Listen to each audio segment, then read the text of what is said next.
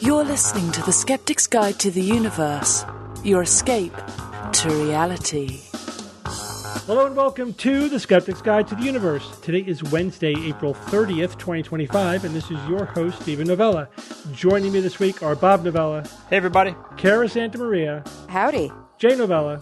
Hey, guys. And Evan Bernstein. Good evening, everyone. Hey, Steve, you know that May, particularly May 4th, is Star Wars Day, right? Yeah, May the 4th be with you. There's a few things happening all at once. So this show comes out on May 3rd, which is one day before Star Wars Day.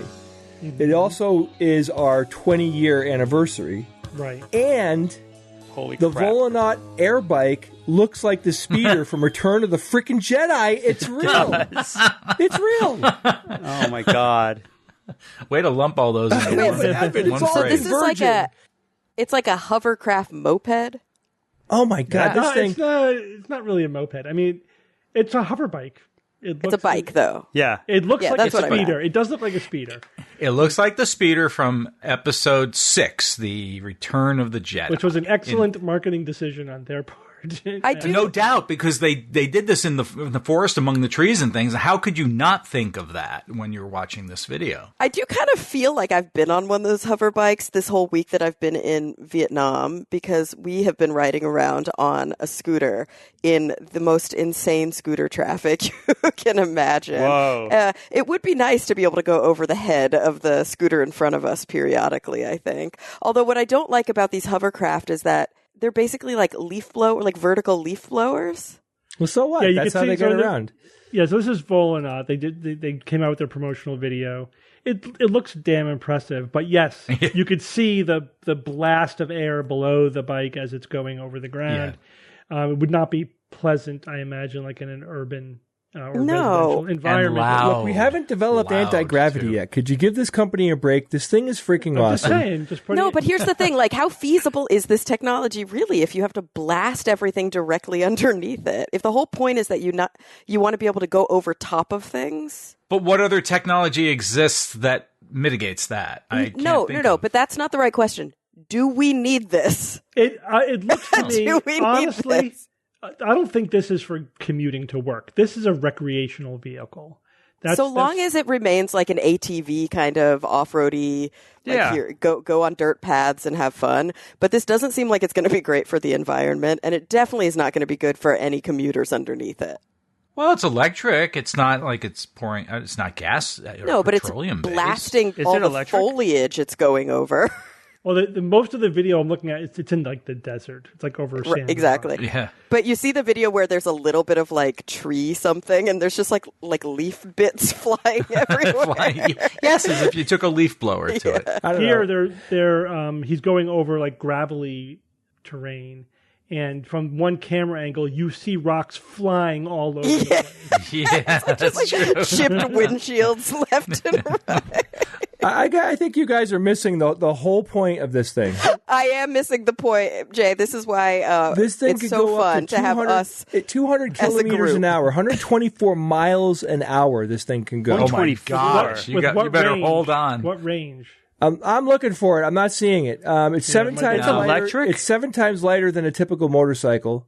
How could it hold the fuel, Bob? It wouldn't. I don't know that it could propel itself if it had to hold the weight. Yeah, of it that has fuel. to be lighter than a typical motorcycle, or it wouldn't get off the ground. I bet you it's like 5-10 minutes. Yeah, 20 minutes, maybe something like that. But we'll Yeah, that's see. scary, man. But again, 'cause- this is version 1.0. And like all these other vehicles that are coming down this path, they intend to be able to increase their range. No time soon is this going to be used for actually, traveling from point A to point B. If at all. This is, I said, if at all. This is a recreational vehicle. The only other, just sort of brainstorming, the only other application I could imagine for it would be military.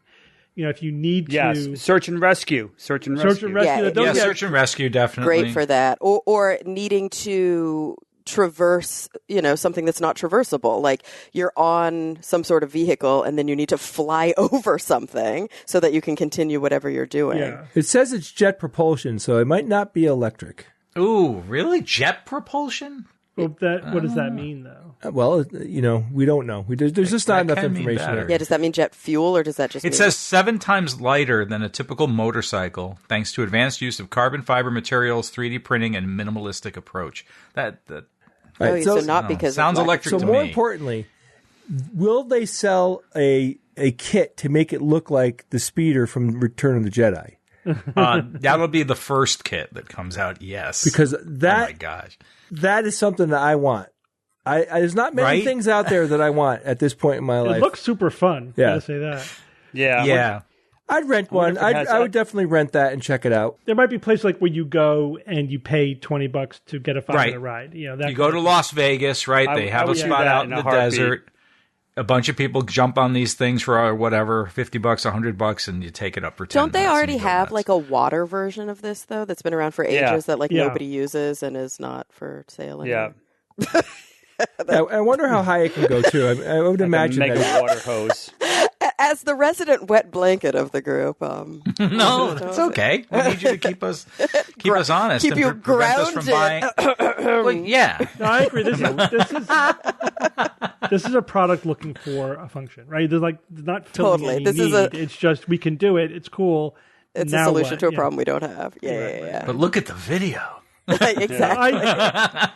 As I said, I mean, that is an impressive. And video. I gotta say, recreational, maybe some niche things like search and rescue or For sure. storming a castle. it's or about something. I don't know. freaking time too. I mean, come on. Yeah. We've been watching all of these products come and go, and they're like, this is going to do this and that and everything. This thing looks like it's ready to go. We'll see. Looks like it's working. Wonder if you could fit a ballistic parachute in it. I will say one thing that's so strange to me being here. So I'm in Vietnam right now. I'm in a really remote kind of area outside of Lang Co, which is somewhat near about an hour from Da Nang. I know that's terrible pronunciation, but I don't speak Vietnamese, which is near Hoi An and Hue. Jay, when you first introduced this, you said 3 things, right? You talked about our anniversary. Mm-hmm. You talked about this hover bike, and then you mentioned the date. Mm-hmm. So, and Steve, when you introduced the show at April 30th, it was really jarring for me because, again, I am in the future, which really weirds me out for some reason. You're on May 1st. Yes, it's May 1st where I am. And I realized when I was coordinating getting home that I arrive home before I leave. Yeah. Yeah. That's Cool. I love That's that. cool. That's Quirk. friggin' cool. That's a great quirk. Yeah. But you're just getting Jay. back time that you lost. I'm just getting back time because I got here 2 days after I left. That's true. Yeah. But yeah, Jay, I definitely had one of those what time is it in the North Pole moments. Oh my God. I still think about that from time to time.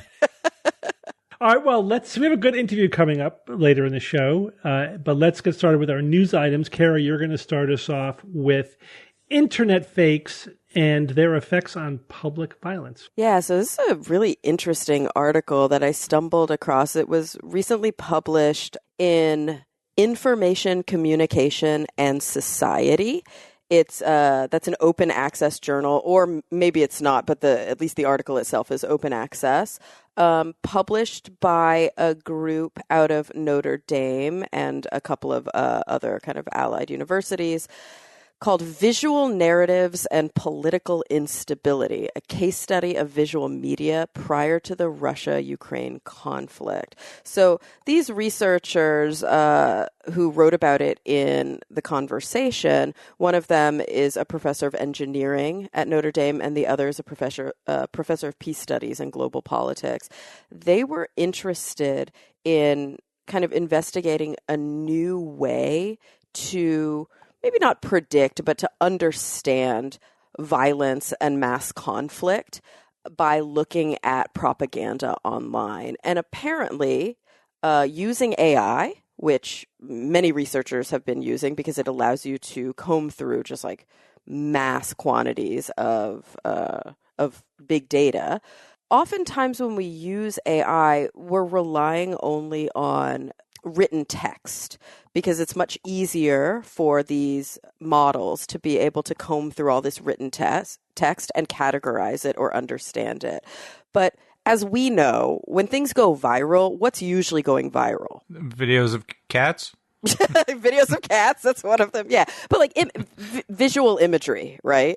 We're usually seeing like Yes. memes with photographs or drawings, and there might be some text included, but there's not even always text necessary to convey a pretty complex kind of political message. And so what they're interested in understanding is how memes or how these different online propaganda approaches promote, this is how they list it, promote beliefs and goals, gain support, dehumanize opponents, justify violence, and create doubt or dismiss inconvenient facts.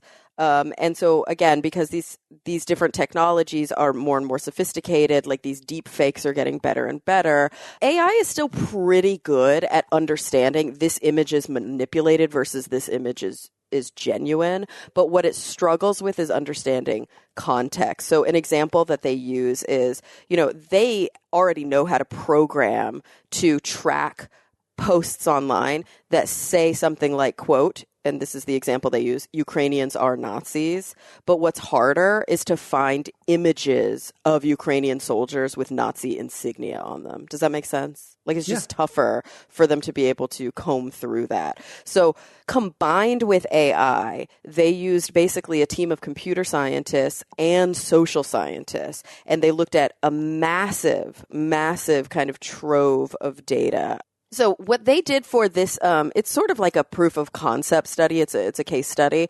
Is they looked at accounts of 989 Russian mill bloggers. Have you guys heard that term mill blogger before? No. Yes, I have. Yeah, we mentioned it back in 20. Like a blogging sweatshop kind of thing? Yeah, basically, like a propaganda sort of machine. So these mill bloggers, they specifically focused on Telegram, which is a messaging app. Well, it's much more than that. They combed through the accounts of 989 Russian mill bloggers.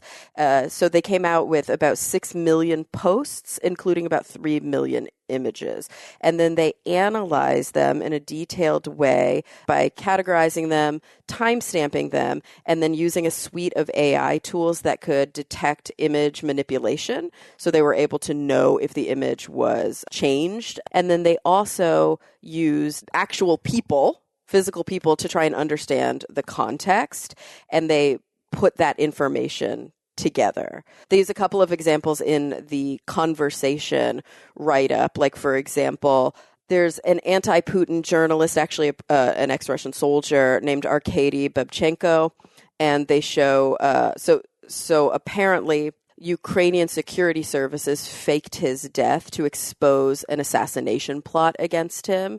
And so because his death was faked and that was discovered, there's a meme of him wearing like a t-shirt that says gamers don't die, they respawn, right? And the idea here is to kind of like, A, be quote unquote funny, B, sow division, and kind of increase that distrust that was already starting to form. And they show other examples as well, doctored images of political officials from Ukraine spending time in kind of more like submissive positions with Western leaders. And also we mentioned kind of the Nazification, which is very kind of low-hanging fruit, classic online meme. And here's the big takeaway. So they found, this is really, really interesting, that leading up to Russia's 2022 invasion of Ukraine, I think in the 2 weeks, only 2 weeks leading up to it, there was a 9,000% increase in the number of posts that were just produced by these, nearly 1,000 Russian mill bloggers, and a 5,000% increase in manipulated images from these Russian mill bloggers. They could only figure that out, by actually screening to see what was manipulated. So they would do things like take footage of prior incidents that didn't even have anything to do with that conflict and retag them and basically call it current. That was a very popular method that they would employ quite a bit. And we see that now. We see that, in our kind of American political discourse now. All the time. Yeah, you'll see like some sort of march or some sort of rally, and it turns out that wasn't even in the same country, or it was, from 3 years previous for a different reason. So basically what they were trying to proof of concept in this study was, how can we analyze this visual content? How can we understand it contextually? Because that's the really kind of sophisticated portion that they show in this study, AI just simply can't do yet. It can't look at an image and understand the underlying propaganda message and understand how it might sow division, how it might dehumanize, how it might increase distrust. But what they also showed, which is really interesting, and they did not, it's not that they didn't explain why, it's that the point of the study was not to try and understand why, but that this massive spike 2 weeks prior to the invasion was meaningful. I mean, it was like deeply statistically significant. And so, you know, as the title implies, memes and conflict, study shows surge of imagery and fakes can precede international and political violence. You know, whether it's a chicken and egg situation, whether these mill bloggers knew what was coming, and they were trying to increase, I guess in some ways, intentionally increase support from the citizenship, or whether there was a lockstep kind of unrest that was occurring amongst the people that helped, I guess, codify, maybe that's not quite the right word, but justify the military action. You know, we don't know the cause and effect here, but what we do know is that prior to a breaking point, in this situation at least, where violence erupted in a meaningful way, there was a lot of online chatter and a lot of sowing of distrust and a lot of just negative memes that were being flown all around the internet. And so this may be a way, as the authors argue, to predict conflict, to predict unrest, and to understand better where those thresholds and those breaking points are in a real world way, like a measurable kind of geopolitical conflict way. We may be able to take that temperature online just in terms of the quantity of this type of chatter. It's disheartening, it's scary, but it's also fascinating, and I think could be incredibly useful for promoting peace. It reminds me a little bit of that show Person of Interest, which features an AI just surveying the internet and seeing patterns. The kind of contrived bit was that for reasons of confidentiality, whatever, you can't violate people's privacy. So it was skirting the laws on privacy by not telling the police, oh, this person is going to murder that person, so you better do something about it. It would just spit out a social security number and say, this is a person of interest. I see. And then the police had to figure out who was going to kill who and why and when, and then keep it from happening. But it was just the basic idea of you have artificial intelligence, monitoring all internet traffic and picking up on these patterns and predicting what's going to happen, which I think is highly plausible. Given it's already happening. It's already happening. I mean, yeah, these researchers could do it with probably minimal clearance. So you can imagine that these NSA programs, I mean, we've been talking about this for decades. Yeah. These NSA programs that are collecting large data from citizens, and they would claim, "Oh, we only look at the metadata," and whether that's true or not, it's bullshit. Because Amazon knows what I want to buy. I mean, how does it know that? Exactly. And there's also a big difference. Relatives are shopping for and hits me with it. How does it know I'm even related to these people? Of course they look. But we have to be careful because what we're conflating here is like a national security, military spying on your own citizens, Big Brother thing versus a monetary. But they have the capitalistic. data. Of course, it exists. It exists. And we have probably in the terms and conditions given them permission to do this already. Oh, no doubt. They hear everything that we say. Including What'd you say, this? Jay? It's no mystery. Like, our phones are constantly monitoring what we say. I mean, well, when you say what we say, you mean in multiple ways. You don't mean physically our voices. You mean all the things we're saying with our internet activity, right? Well, I think he meant No, I meant that listening in on your voice. Phones are here. We have Alexa devices and Google devices in our phones. Their phones are know where we are at all times. So through all these different. Yeah. And you're right. They do physically listen to our voices, too, through things like Alexa and Siri. We do have a microphone there. Yeah. Whether it's listening in the background, I think you're right. We've yet to fully... Well, it's listening in the background enough that it gets activated when you say, like, okay, Google. It gets activated. True.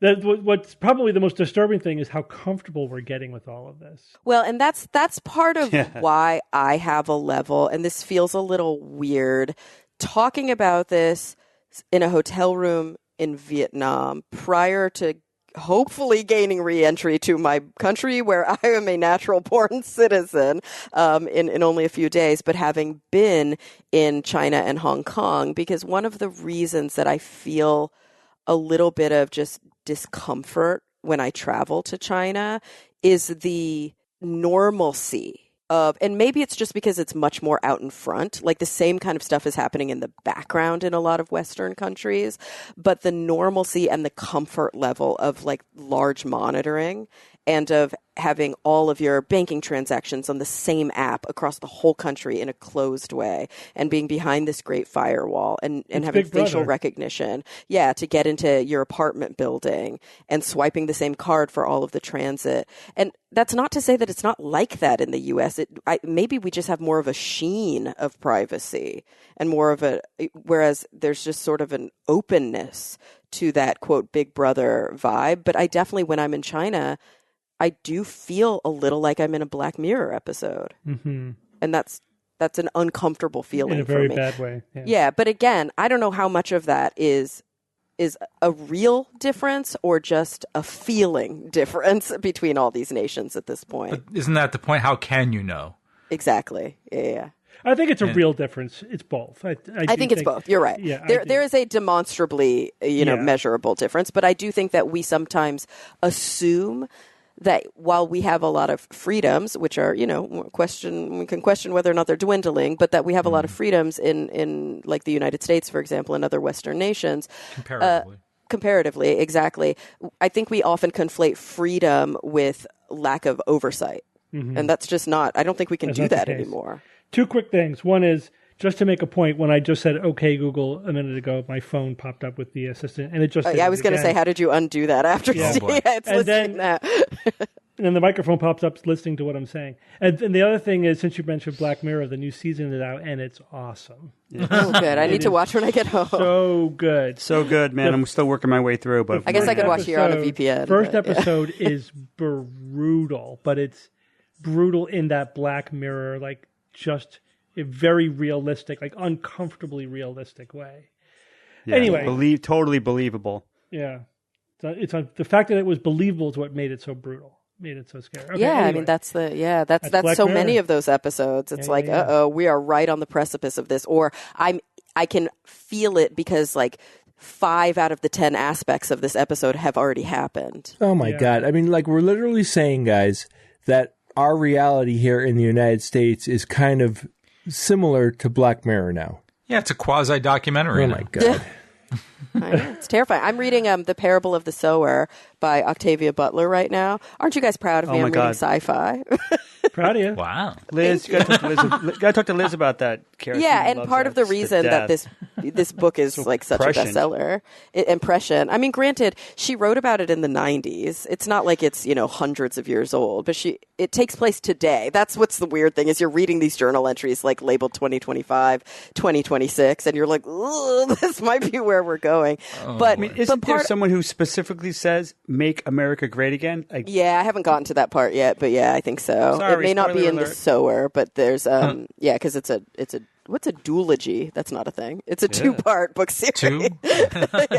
But part of the reason that I think these kinds of books are so jarring and things like Black Mirror are so hard is that Octavia Butler didn't sit down and come up with something fantastic. She was like, a few left turns, and this is where we could be. Yeah. Oh, yeah. And we're always on and a we precipice. took those left-hand turns. We did. I think even she would have been shocked at where we're at right now. Maybe. Yeah, she probably didn't expect it to happen so soon. Let's move on. Jay, tell us about lab-grown teeth. Yeah, thanks, Jay. Oh, cool. Yeah, we'll Do they get up and walk around? We'll click over to something a little bit more positive. Click over. So, guys, what was your worst dental experience? I don't know. I haven't really had any. They're all about the same. I haven't had any. Yeah, I had great one dentist. root canal, and it was not fun. I had a root canal. Yeah. Some teeth cleanings can be brutal. Oh, But don't come root on. canals, from what I understand, and I've never had a root canal, but my dentist, I almost had to have one. My dentist told me they feel the same as when you have to get a deep, cavity drilled out. The only difference is your pocketbook. Like, they cost 3 times as much. I had one, and it was not nearly as bad as I had anticipated. I'd say it was worse than a typical cleaning. Well, yeah, than a cleaning, unusual, but not than a filling, right? Like if you have to get the shots and get the drilling and get like a partial or a crown or something. You know what I don't like about dentistry a little bit more general? Dramatic. I don't like being prone for long periods of time like that. And I have gone through things like, I remember when I had my braces and I had to have all those impressions done and things like that. It's felt like hours that I had to remain in that chair and my head tilted a certain way and don't move and do this. And I hate that constraint. Is it the body being, for me, it's it's like the holding your mouth open and trying not to like choke on your own spit.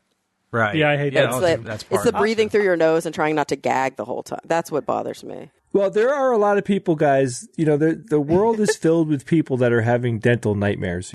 You got to take care of your teeth, and you got to do it every freaking day. It is a lot of work, and it's a commitment. I'm trying to train my kids right now to like really want to do it. They don't have to. They got these tooth replacement things coming up, man.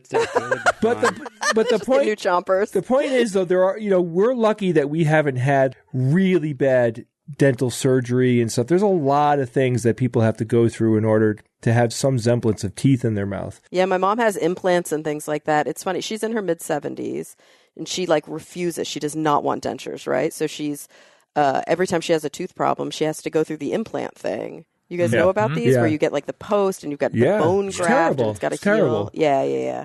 So the point is that these researchers that I'm about to talk to you about, the vision that they have is one day you'd go to the dentist and, they're not going to be giving you fillings or giving you these hardcore implants and stuff like that, that they're going to do something where your body regrows a legitimate biological tooth that occupies that space, and it is a tooth. That's it. It's a new tooth. So their long-term goal is that, the researchers at King's College London, they recently developed a new type of hydrogel that is a key factor in supporting the growth of teeth from stem cells in the lab. And the study that they published, it was published in ACS Macro Letters, and it marks I would consider this to be a significant step towards biological tooth replacement using their regenerative tissue engineering. So this is significant. And again, we're not talking about you're going to go out and get this next year at the dentist. Like this is a step. But this was a big one. This was a really important step that they made. Today, tooth loss is treated with, the interventions like fillings and crowns and implants. They work, right? Some of us have, I definitely had to get a root canal as well, and I've been hyper taking care of my teeth my whole life. It just, it can happen to anybody. But these treatments, of course, they work, but they have limitations. Fillings, they weaken over time, and you could need to get them replaced. It's not uncommon for people to get their fillings replaced. Implants that people get, they can fail, and that is actually more common than I think most people who don't get implants don't realize that they do and can fail. And none of them really are restoring the structure or the real function of real teeth, right? You get a root canal and now you have a numb spot in your mouth, right? Like you have those teeth are no longer registering the information that all the other teeth in your mouth give you, right? Your teeth actually give you quite a bit of information about temperature and chewing sensation and everything. The study's co-author, Dr. Zuchen Zhang, said fillings and implants are stopgap measures, but they don't regenerate, they don't grow, and they don't integrate like natural tissue. And in nature, tooth development, it begins in the embryo through a complex exchange of chemical signals between two types of stem cells. Steve, you've probably heard of these. We have the epithelial and the mesenchymal. Mesenchymal, yeah, it's a tough word, huh? So these are two different types of stem cells that are set into motion in an embryo, and that eventually turn into teeth. And there's a very specific environment that teeth need to grow in. There's actually quite a complex thing going on for teeth to do what they do. So these cells that I mentioned, these two different types of cells, they self-organize into a tooth bud, and they progress through these developmental stages, right? It starts with a bud, then there's a cap, and then eventually, the bell will grow, and then they're forming the layers and structure of a complete tooth.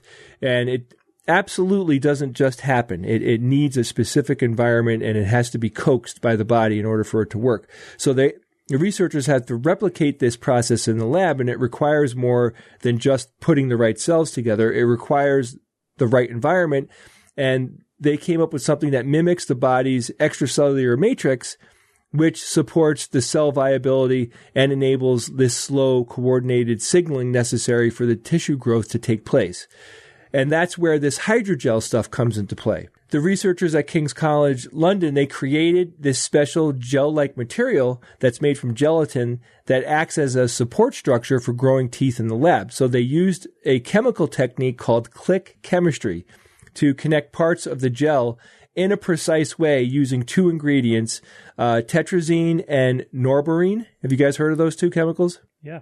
I've heard of tetrazine. Right. Okay. So there's these two chemicals, ingredients that they're using to make this happen. So by changing how much gelatin they used and adjusting the balance of the tetrazine and the norborine, they were able to control how stiff or soft the gel was and how much it could swell and how quickly it released the signals to the cells inside, right? You get a picture here. So it's like a lattice that they have control over where they can regulate its stiffness and, how well how firm it is, how much support it's giving. And this was like a thing where they were like just trying to get it through this particular keyhole so it works perfectly with how these two stem cells need to grow in order to successfully produce a tooth.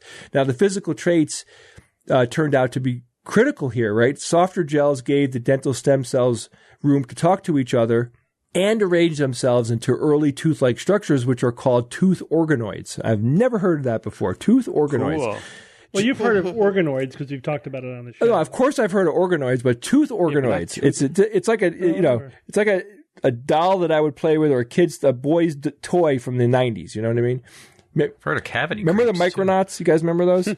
Yeah. Oh, sure. Tooth organoids. I don't remember that. So gels that were too stiff made it harder for the cells to... That's okay, Karen.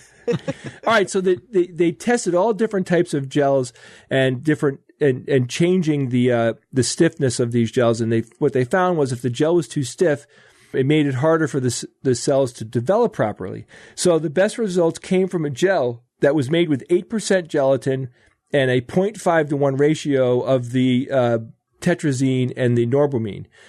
Within 8 days, this setup that they came up with consistently produced organized cell structures that showed the early building blocks of real teeth. And that is it right there. And that is the incredible feat that they did.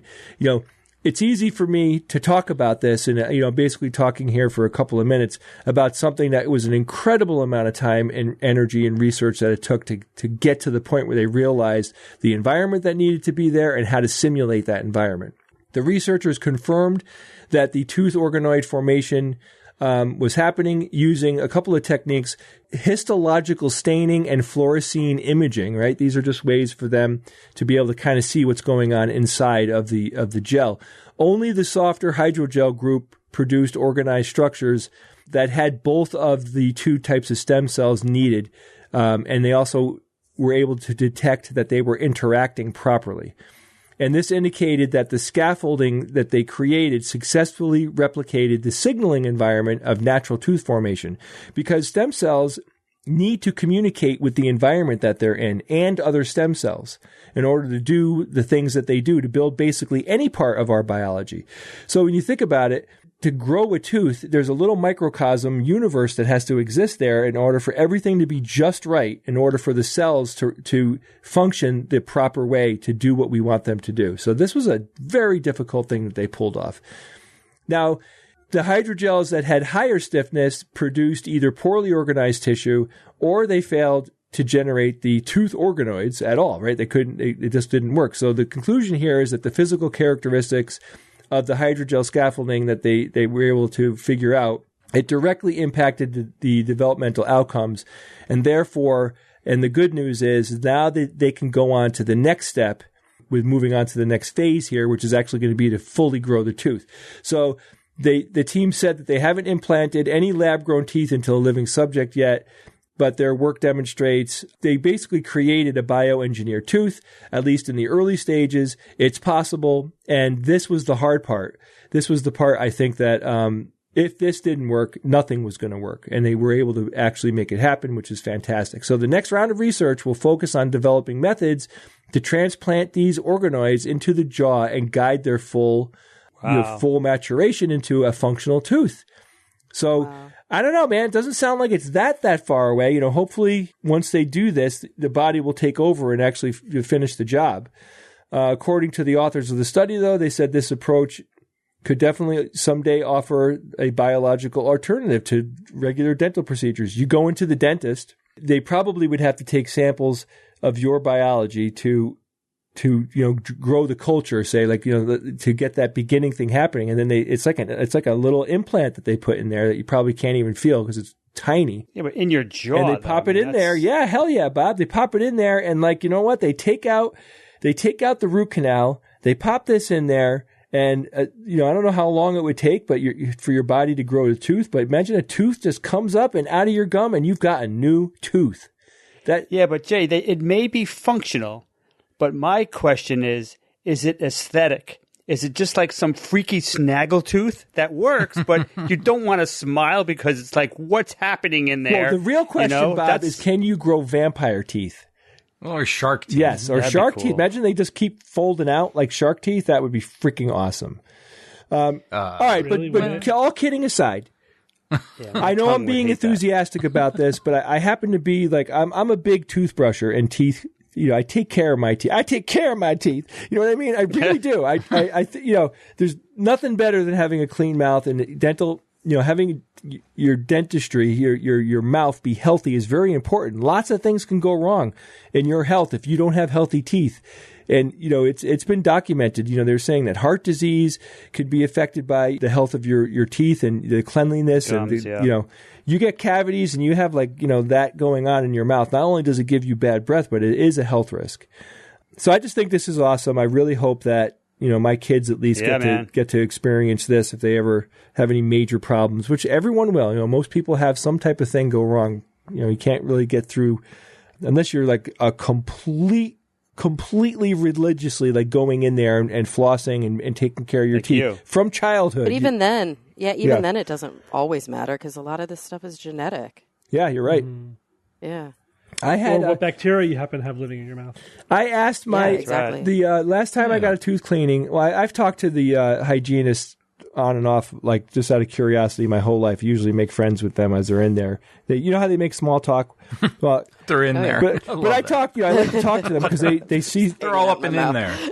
And I had a hygienist tell me. I said, "Come on, what was the worst thing you ever saw?" And it's probably first thing she did, she went, "Oh." She goes, that react. She goes, the person had not taken care of their teeth at all, and all of the tartar and the buildup, which can be as hard as your teeth. It's unbelievable, that stuff that grows on your teeth. Calculus. Right? She said that when she tried to do the initial cleaning for the person, that the back, the inside of their teeth, the back side of their teeth, there were no bumps or ridges from their teeth. It was all smooth from the buildup of that material. Yeah. And it's so gross. When they cleaned it out, and it was an incredible amount of work, and there was lots of bleeding and terrible stuff going on. Oh, yeah. The person touched their tongue to the back of their teeth and commented, "Oh my God, I feel bumps in my mouth." Right? As opposed to this kind of wad of crud that was otherwise occupying that space. You can't feel the difference between one tooth or the next. It's just one slick little situation going on there. Oh my gosh. And I guarantee you that's not even close to the worst stuff that's going on. But I mean, you got to take care of your teeth, folks. I mean, they will take care of you. You don't want to have chewing problems. Can you imagine every time you chew, it's painful? That's a nightmare. I want a new damn biome. I want a biome that is benign and doesn't create goddamn tartar and calculus on my teeth. That's what I want. I want a biome that makes them I don't know, calcified better. I want a biome repairs your animal. That's not just benign. That's beneficial. That would be could great. you imagine if you replace all the oral flora?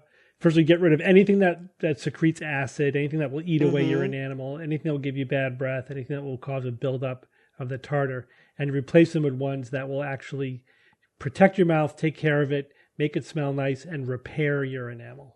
Would be amazing. If I made a product like that, I would call it tartar sauce. But guys, keep in mind, you taking care of your teeth goes an incredibly long way. Get a cleaning a couple of times a year. Go to the dentist, listen to what they have to say. They don't just tell you. They're telling you about your oral health, not just like how's your tooth doing. You know what I mean? It's like they're checking your gums or looking for cancer. This is an important thing to do. And Jay, my hygienist told me that you could be perfect, brush, floss every day, and you still need to go get a cleaning because it only helps slow it down. The calculus will still build up no matter how good you are. So you got to still go in no matter how good, twice a year at least. Yep. I went last month. My hygienist said my gums look great. Yep. Oh, good. I said, thank you, because I pay attention. So, guys, have any of you heard what RFK Jr. had to say about autism in the last? Yeah, but all over that, Steve. What, is it something new and stupid or old and stupid? What now? Well, continuing. What he said was old, but he did say it recently. It's bad. It's really bad. So it's vintage RFK Jr. Right? He, as I like to say, I didn't make up this term, so I forget who said it first. He uses scientific data as a drunk uses a lamppost for support rather than illumination. Right. Yeah, he does. He makes a lawyer's case for whatever his narrative is, because that's what he is. He's not a scientist. He's a conspiracy theorist. He's a lawyer, and that's what he's doing. So he said, this is how he characterized autism. He's like, you have a normal child who regresses into autism when they're 2 years old. And these are kids who will never pay taxes, they'll never hold a job, they'll never play baseball, they'll never write poetry. They'll never go out on a date. Many of them will never use a toilet unassisted. What? And then he goes on to say, so I would urge everyone to consider the likelihood that autism, whether you call it an epidemic, a tsunami, or a surge of autism, is a real thing that we don't understand, and it must be triggered or caused by environmental or risk factors. Oh boy. He further said that he's going to figure out what the cause of autism is by September. So don't worry about it. He's going to have it all sorted out within. Why is he waiting? Going to finally surpass 50 years of research in 5 months. God, there's so much, Steve. There's so much. It's a tsunami of misinformation. Is what it is. God. So let's break this down a little bit. So first of all, he's talking about autism. And he's describing the absolutely most extreme end of the spectrum, right? Because autism is a spectrum. It's the autism spectrum disorder, which is interesting. The fact that I understand why they include such a broad spectrum under one diagnostic name, because there is a neurological similarity going on. There's a phenomenologically speaking, there is some commonality there, but it does create a lot of confusion, right? If you're at one end of the spectrum, you have people who are above average in intelligence, completely functional, very successful in life, doing all the things he says that people with autism will never do, but they are just neurodivergent, right? They're not neurotypical. Yeah, but let's be fair, Steve. Those people usually are not diagnosed with autism spectrum disorder. But increasingly they are, Kara. That's part of the point here. But what I'm saying is that part of the diagnostic criteria is that you require support. So if you don't require any support, you can't qualify for a diagnosis. I didn't say these people don't require any support. You can have all of those things that I said, but still have different sets of strengths and weaknesses. You still may have difficulty with social engagement, have difficulty with maintaining your cognitive attention, etc. I just wanted to clarify because it kind of sounded like you were saying they were high functioning across everything. No, they're not. Otherwise, they wouldn't have a diagnosis. They don't have autism spectrum disorder. As I say, they're neurodivergent. That's what's meant by that and that neurodivergence can include lots of things that are just they have different challenges than people who are neurotypical. But that's the pop psychology concern that I have lately, is that so many people are self-diagnosing ASD because they're neurodivergent when really they have ADHD or some other form of neurodivergence. Right. And they're like, oh, but I'm on the spectrum. And it's confusing. You shouldn't self-diagnose, and we don't count that. Yeah. But But the point being is that you can get diagnosed with autism beyond the spectrum and be extremely high functioning, even though you do need you might need accommodations for the challenges that you have. And then there's the entire spectrum down to people who are nonverbal, right? So he's talking about that end of the spectrum.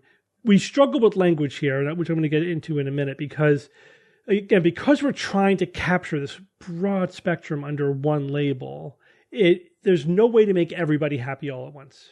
And when you say, well, this person has severe autism or level 3 autism or profound autism, the people at the neurodivergent end of the spectrum that I described, like, well, that implies that it's a bad thing, or that, even just using the term severe, they take exception to it, pathologizes it.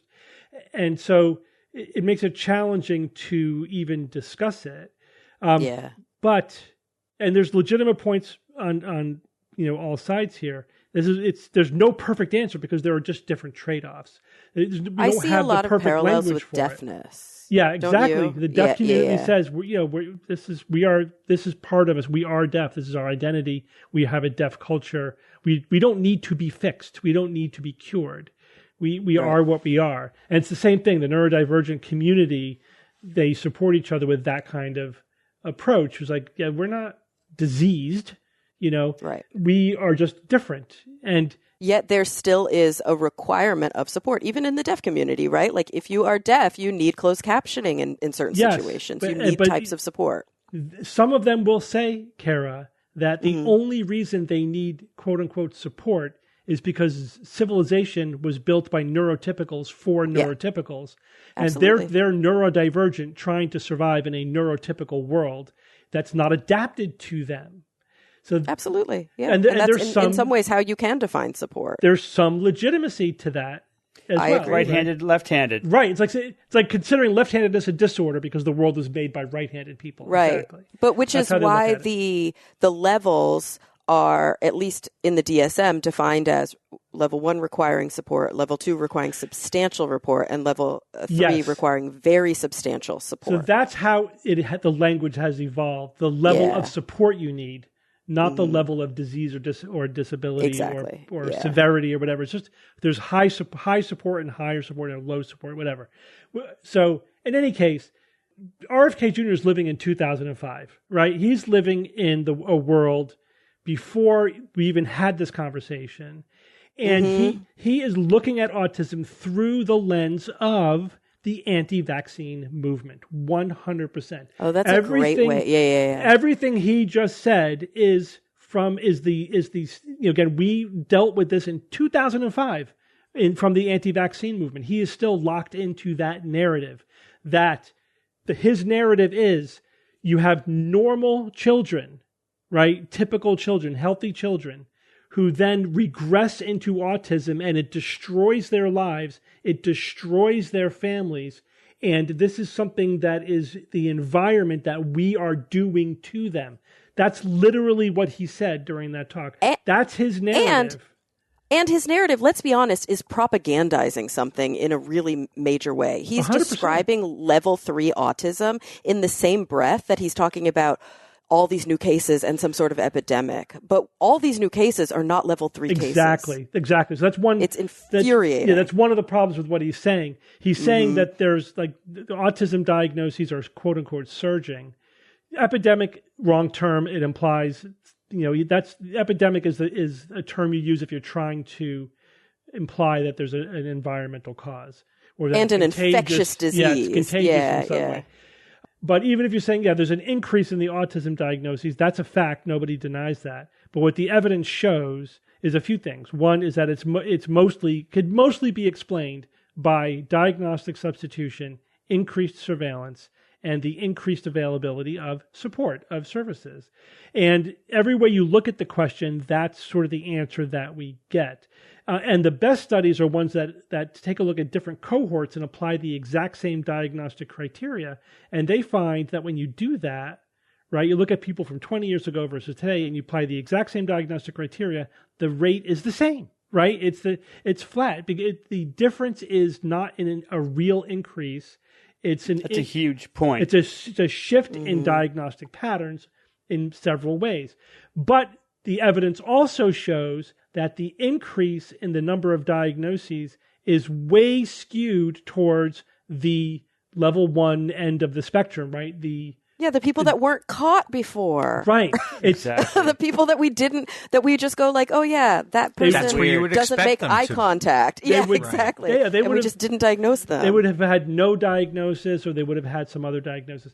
There is, Or like, I just interviewed a wonderful woman on my podcast recently who specializes in neuroimaging, and she talked all about like the female autism spectrum kind of pattern and how it's just been missed historically. yeah, right. Like everything, it was all about boys. So we just didn't recognize it in young girls who were more trained in sort of. It manifests differently. Yeah, totally. So we don't And so, diagnose yeah, as many just- heart attacks in women because the criteria Totally. are all male-centric. It's all And so an the fact that we're getting artifact. better at this is a good thing. It's a good thing that we're diagnosing it more. No, That's the point. There was an increase at the level 3 end of the spectrum. The profound is what some people call profound autism end of the spectrum, but it's much, much, much, much less. And again, that's explained by diagnostic substitution. These people were diagnosed 30, 40, 50 years ago. They were just diagnosed with something else. Oh, like with schizophrenia or catatonia. Or yeah. just mental retardation, just Yeah, something yeah, less yeah. specific, just not autism. But he conflates it all. He says there's a surge at the mild end of the spectrum, and therefore there must be a cause at the severe end of the spectrum, but he completely gets it wrong. Because again, he's not a scientist, he's not a critical thinker, he's a conspiracy theorist, and he's a crank. And he completely gets it wrong. But again, he is starting with this 30-year-old narrative that is from the right out of the anti-vaccine movement. So what about the regressed into autism thing? So first of all, he's getting that wrong on multiple layers as well. First of all, most people with autism do not regress. It's like 20% or so, 30%. And what that doesn't mean, when we say regress, that's just any loss of milestones or any loss of function. It doesn't mean that they were typical or normal to start, right?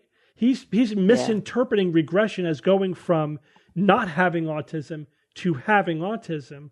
But not just like the autism manifesting in a worse way. It's like you have autism and then you have more difficulty with language.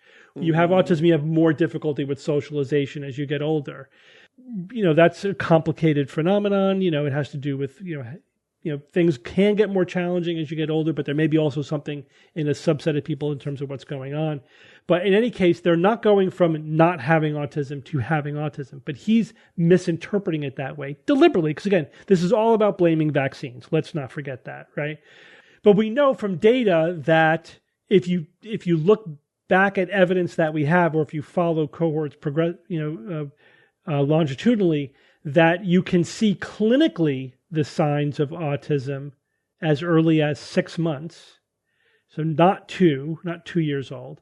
And you can see it if you look at the brain and if you look at biomarkers, you could see it. Guess how early you could see it? Ooh, like in utero. In utero, in the womb. Oh, I was right. In the fetal stage. So and also there's pretty overwhelming evidence at this point that it is a complicated multi-gene genetic disorder. It is dominantly genetic. There's like 150, 200 genes that have been implicated. And here's the thing. A lot of those genes, they're not bad alleles or bad genes. They're not like, oh, if you have this, it's the only thing it does is increase your risk of autism. A lot of them are beneficial, in other ways, right? That's kind of how evolution works, right? People who get sickle cell anemia, that gene persists because it also protects you from malaria. It's the same kind of thing, where genes that might make you more intelligent or whatever, in some high functioning in some ways, make it more likely for you to develop neurodivergent traits as well. It's complicated. It's super complicated. But it's not going away. It's not going away. It's mostly genetic, right? So we know it's not increasing. It's not, happening to children who do not have autism in age 2.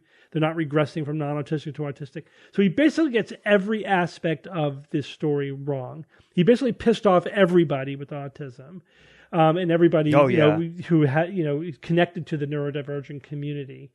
And now he's selling this complete snake oil thing of he's going to find the cause of autism by September. Again, everyone, and he hired an anti-vaccine fake doctor, charlatan, Geyer to do the study. Everyone knows what the outcome of this fake study is. Of course, he's starting with the conclusion. He's starting with the conclusion. Absolutely. That's what he does. That is what he does. There is a wrinkle to this, though. While everyone's getting pissed off at RFK, I read an interesting opinion piece, op-ed in the New York Times by a mother of a child with profound autism, who's like, sometimes she feels like that end of the spectrum gets lost in the discussion, right? And in the neurodivergent approach, which includes things like, we don't need a cure, we just need accommodation. And she's like, my child, yes, he needs accommodation, but he's, again, nonverbal, not independent for anything. And it's like, this is not just neurodivergence. My child is impaired. And absolutely, this is something that I would want to prevent or treat if we had a treatment for it. So let's not, lose sight of that. And I do think, like, what's the solution here? I don't know, because again, it's different trade-offs. I do think we need to make it more clear, though, that autism is such a broad spectrum, and we might need to have, more distinct subset names that we use. And we used to, but we got away from that. I know, we went in the wrong direction. Yeah, we used to say Asperger's. What were they? Like Asperger's, we would say Asperger's for individuals who were verbal. It's that was the general distinction. Autism, basically. Now it's level 1 autism. Whereas, if somebody is level 3, for example, they would probably have all these specifications on their diagnosis. They would have perhaps with accompanying intellectual impairment, with accompanying language impairment, with catatonia maybe, or with, so there are all these specifiers, but that nuance, that minutia gets lost. You're right. So, but the label, I go into this in some detail on Neurologica, but just very, very quickly, how we make diagnoses depends on what you're using those diagnoses for. Because there's different ways you could make diagnoses. Then again, they're not one's right and the other one's wrong. They're just different trade-offs. I feel like we've moved in the direction of a diagnostic scheme that was designed by researchers and not necessarily clinicians, and certainly not people who are dealing with the public or regulations. And so, you know what I mean? It's like they're emphasizing what is helpful for research, not necessarily what's helpful in terms of dealing with this as a society. And so we end up with a diagnostic scheme that's confusing in every context except for research, where it's emphasizing the phenomenological. I think the DSM is trying to please both. It is. But I remember very distinctly the director of the NIMH complaining that the DSM, that's the Diagnostic and Statistics Manual of Psychiatric Diagnoses, that it was specifically blaming it for problems with research because it was not optimized for research sufficiently. And that's the thing. It has to be both, because what we know about what to do clinically comes from the research, and what we do research-wise comes from clinical feedback. And it's like they have to talk to each other. Yes, but you can't optimize it for both.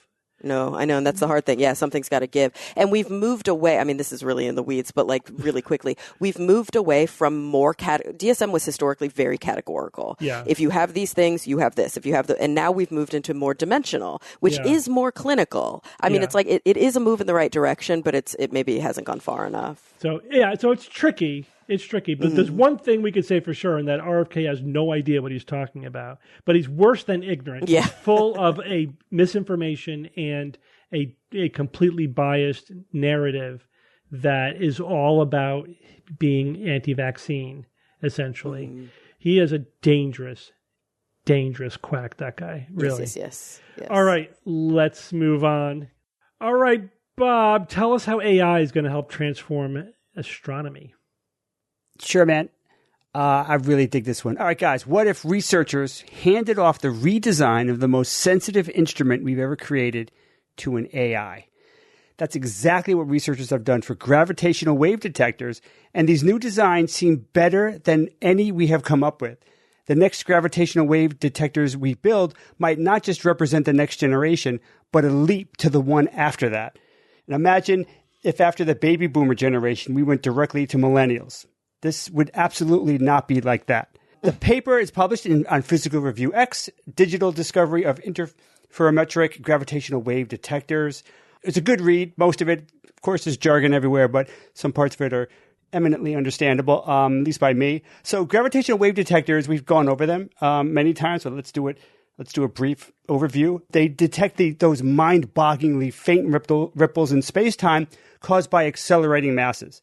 Our current detectors like LIGO can now detect the ripples caused by neutron stars or some black holes that are orbiting each other ever closer, right, until they collide. We can detect them, and we have.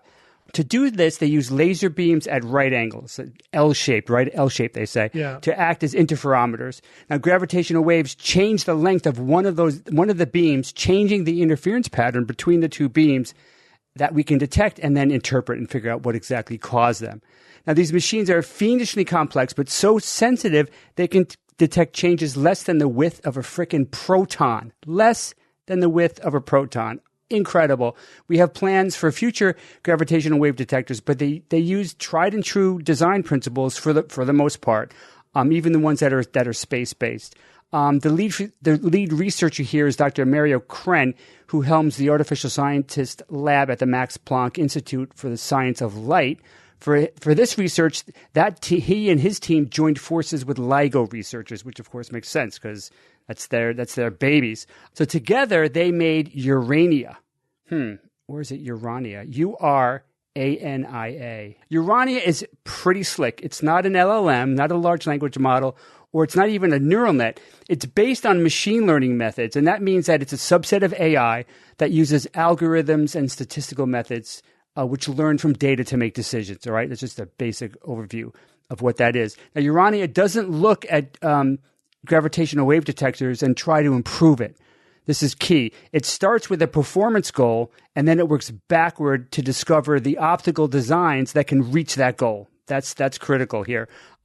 So it's like an evolutionary algorithm. There's a lot of similarities between that and evolutionary algorithms that are based on physics that incrementally builds better and better gravitational wave detectors based on the performance feedback with like every generation that's created. So what did Urania discover? What do you think, guys? Tell me what you think would be the first thing researchers would love for Urania to discover. The first thing. I would want to see, and what they saw was the gravitational wave detectors that we already have. Like basically, hey, here's LIGO. That was very, very important because if it designs LIGO from scratch, that means that you're doing something right because LIGO works when you use it every day. And if it says, hey, this will work, then you know that it's going to increase your confidence level that you were on the right track with Urania. Okay, so that's exactly what they got. They got designs that they know they've already created and they know it works. Yeah, so that's like any model. The first thing you want to do is show that it predicts what you already know. Right. That's fair. Okay. But that's not enough. That's not enough. That just means that at least there's nothing broken about it. Right. So yeah, this gives the fact that it predicted or created designs that you know already work gives you confidence that other designs that it might come up with are probably have a greater chance of actually being decent. And Urania did absolutely do that. But it made designs. The cool thing here is that it created these designs that nobody thought of, and nobody probably would have thought of maybe ever or for a very long time. And I'll describe some of the designs that they came up with. It had designs that had very non-intuitive light paths. So they weren't the typical L-shaped right-angle laser paths. They were like weirdly intricate nested paths that don't use any type of normal beam splitter logic, right? Some designs had optical components that were arranged in such a way that no designer would ever put them together that way. It just didn't make any sense. So the optimization logic for some of the designs were totally opaque to the researchers. They're like, why this optimization design doesn't seem to make any sense. Why would this optimize this detector? They didn't know. So, but the next step, the next critical step here was testing the designs. And they have a way of testing them without spending millions of dollars by building them and testing them that way, right? Who you don't want to do that. That's ridiculous. They would have built 50 of these. So to do that, to test these designs that Urania came up with, they use the tools and the simulations that they already use for LIGO upgrades, and they use these tools to test other observatories like Cosmic Explorer and the Einstein telescope, which is a next generation interferometric gravitational wave detector. To use those tools that we know that they work extremely well, and they know that these tools can say this design will most likely work, and you can spend, it's worth risking millions of dollars because the tests have been so successful. So these are the kind of tests that they brought to bear on these new designs, these weird, intricate, bizarre, unintuitive, non-intuitive designs that Urania came up with. That's what the tools that they used. The result of this was designs that were shown to be using these tools that were not only better than current instruments, but better than anything that we have on the drawing board, by like a 2 generations beyond anything that they were even thinking of. So one of the designs that Urania made extended the sensitivity band deeper into the sub 10 hertz range. So that sub 10 hertz range would be critical for observing heavier black hole mergers earlier in their co-orbiting in spiral. And that's one of the problems with current gravitational wave detectors is the mass range of black holes that you can detect. So this would help with that. But one of the most intriguing findings had really novel topologies, detector designs that look like they could expand our current observable volume in space up to 50 times our current detectors. Because right now, these detectors can find, amazingly faint gravitational waves from certain sized black holes, but you can't keep going. You can't just detect them at any distance in space, because eventually it's going to be so attenuated we can't even detect it. These designs, or some of these designs, seem to be able to potentially increase our observable volume in space up to 50 times, which is amazing. 50 times, that's incredible. Okay, so how exciting is this? I think it's pretty amazing. This reminds me specifically of Ted Chiang's short story. Got to talk about my buddy Ted Chiang here, one of my favorite authors. He created a super short story called The Evolution of Human Science, and the parallels here are really interesting. So in his story, human science discoveries stop, and it has stopped because there is these benign metahumans that have been born, genetically engineered. And all these metahumans make all the new discoveries and they make all the inventions because they're just so ridiculously smart. But they're also incomprehensible to us. So in order for neurotypical humans, if you will, to learn any new scientific principles, what they have to do is they have to employ what's called hermeneutics, which Kara had mentioned, I think, a couple years ago. Awesome word. So they employ hermeneutics, and that means that they try to interpret and understand the science and technology of the metahumans who are so smart that we can't understand what they create or publish. So we have to try to infer new scientific principles by the objects that they create and what little documentation there is that's comprehensible. So that's the story, and it seems like that's kind of like an era of this era of scientific discovery that we're creating here with AI. We're kind of going down that road to a certain extent. And let me just say here a quote by Kren, who seems to agree with me. He said, "We are in an era where machines can discover new superhuman solutions in science, and the task of humans is to understand what the machine has done. This will certainly become a very prominent part of the future of science." So very interesting point of view there that I obviously agree with. So humans, let me just try to describe this in another way. Humans have relatively easy access to a portion of the design space for gravitational wave detectors, right? We've created them, we've theorized them, we use them. So we kind of have this ability to access a portion of this design space. However, we don't know how big that is, but we obviously can have some insight into a part of it. But we're also in a bit of a straitjacket of old assumptions and design traditions, right? And even the limitations of the human brain is also kind of a straitjacket for solving some of these issues. So these AI tools don't have these limitations. It just optimizes based on physics and performance goals. That's what it does. So how much more of that total possible design space will they see? I want to see that. I want to see how far they can go and in creating these designs that we will, may have never even dreamt up in a million years. So the next step was that the researchers took the top 50 designs and put them in a catalog called the Detector Zoo. Now, this is public. Other researchers, other scientific institutions can look at these designs, study them, and learn from them, and maybe even refine them, and hopefully, eventually, even construct some of them. So I'll end my talk here with a ChatGPT quote on this topic, which I liked. So my ChatGPT said to me, he's like, "It's like we taught AI the language of mirrors and lasers, and it spoke back to us in a dialect we barely understand," which I thought was a pretty good quote. When it said that to me, I said, "Where did you get that quote? Give me the reference to that quote." And it's like, and my ChatGPT said, I thought it up myself. This is from me. Probably telling me the truth. You can't be 100% sure. But I thought Mark Twain said that. There you go. No, it was Abraham Lincoln. So yeah, this is really fascinating. We're starting to see this, Steve. You'll agree. We're starting to see this in other fields where the assistance that we are getting from AI is quite dramatic in scientific discovery. And I think we're just barely scratching the surface here. And this to me, this Urania was one of the better examples that I've come across, and it's also being applied to particle physics and quantum physics as well.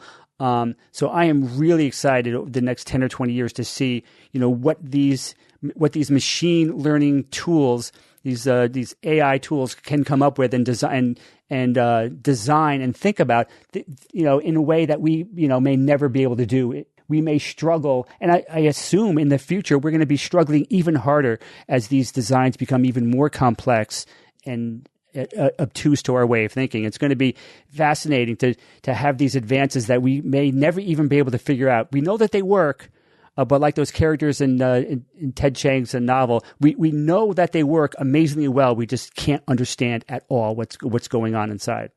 Bob, can we use this method to design a better hover bike?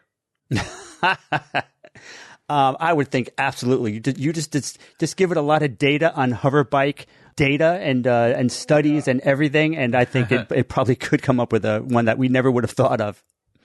All right, thanks, Jay. It's Who's That Noisy time. All right, guys. Last week I played This Noisy.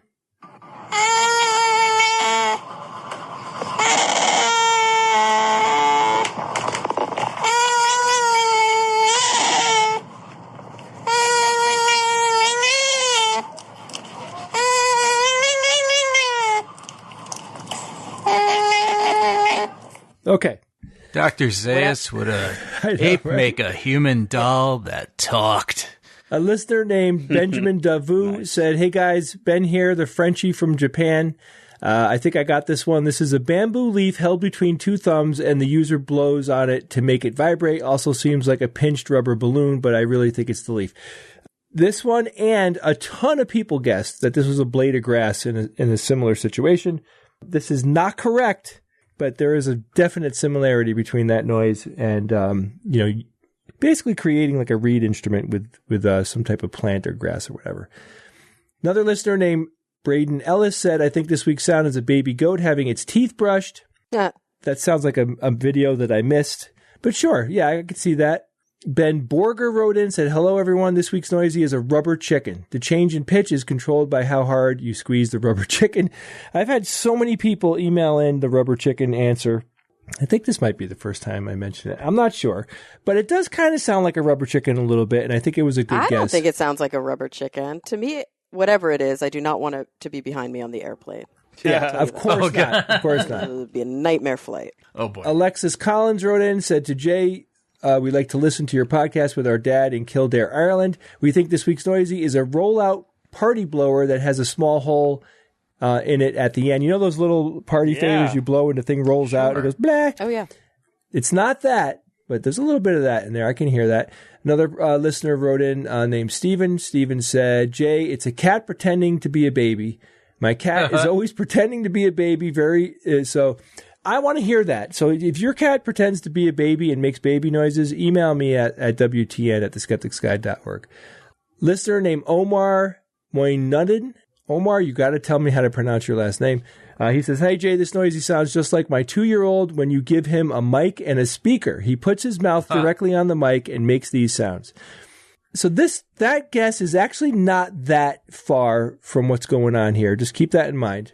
And then, the closest one that we got was a listener named Michael Saucedo. Michael said, hey, Jay, it sounds like a small mammal. I'm going to say a porcupine getting its belly tickled. Okay, so what this actually is this is a baby otter playing with its hand and its mouth. What? It's a little baby otter who's using his hand to kind of go like that in his mouth. Listen again, and you'll hear it.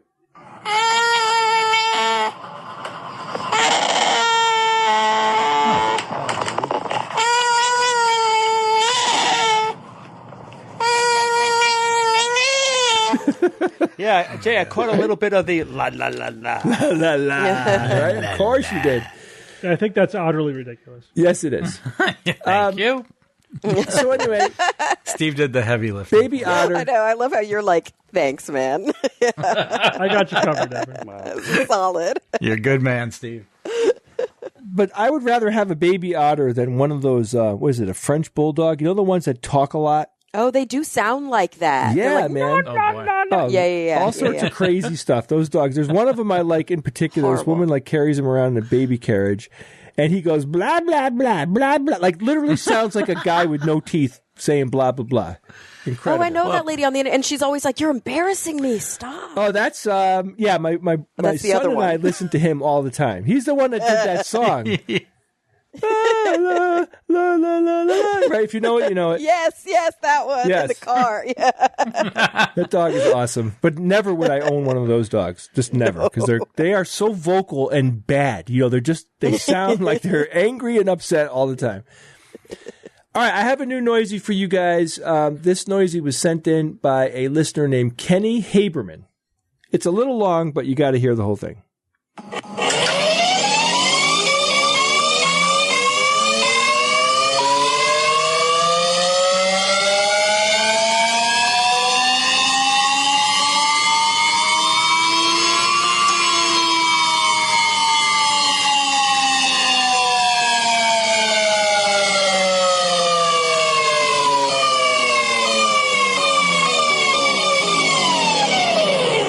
Wow. That's the hover bike. Wow. Man, I love those types of sounds. They are so freaking, I don't know, they're just very powerful. Anyway, guys, if you think you know what this week's noisy is or you heard something cool, email us at theskepticsguide.org. Did I say that correctly? Email us at WTN@theskepticsguide.org. Mm-hmm. Now, you might wonder, Jay, how did you screw that up after doing Who's That Noisy for so long?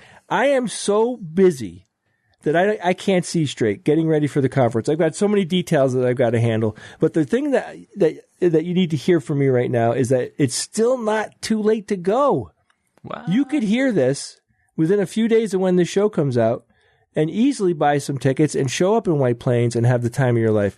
We are really excited. I mean, we just, we're going through all the details. We have 9 people involved as directors for this conference.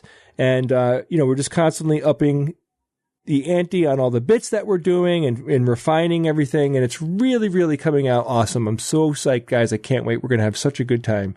So if you're interested, just go to notaconcon.com, or you can go to theskepticsguide.org, and there'll be a button on there on the homepage for you to get more information.